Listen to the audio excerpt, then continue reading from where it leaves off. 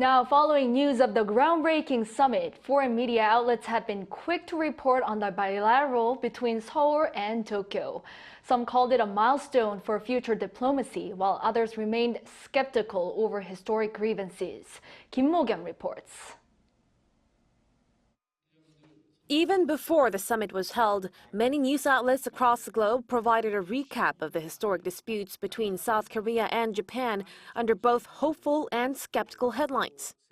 Much of the focus was on whether the summit will bring dramatic change to the stalled relations and on what has likely prompted the two Asian countries to meet up and try to improve ties. There was also large interest in any reciprocal action from Japan following the South Korean government's concession to propose payouts from a Seoul-backed fund to the victims of Japan's forced labor during World War II instead of the Japanese firms responsible. CNN says the two most important Asian allies for the U.S. appear ready to turn over a new leaf. It says much of the two neighbors' rapprochement is driven by deepening security concerns about North Korea's frequent missile tests and China's increasingly aggressive military posturing and tensions across the Taiwan Strait, which is a vital security area for both Seoul and Tokyo.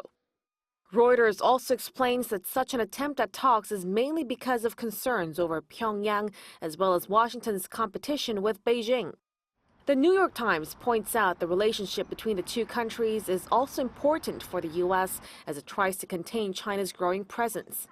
But despite what the summit's outcome may be, the newspaper says the leaders of the two sides still have much to bear, as public sentiment on both sides seem to be opposed to the thawing relations by putting aside their emotional historic past. Qatar's Al Jazeera also attributed the two countries' willingness to cooperate to the challenges posed by North Korea and China, but cited experts who are doubtful of a lasting rapprochement as historical grievances fester.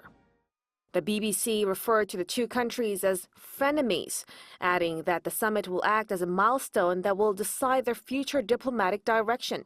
It also mentioned the latest concession by the Yoon Suk-yeol government, claiming that Seoul has done more to restore the broken trust. Meanwhile, China's state-run Global Times is rather skeptical about the potential results, saying that even if the sensitive issue of forced labor compensation can be resolved, it will still be difficult to thaw icy bilateral ties. China's CCTV also reported in a similar tone, pointing the finger at Washington as a reason for South Korea's making of concessions on the long-stalled forced labor issue. Mok-yeon, Arirang News.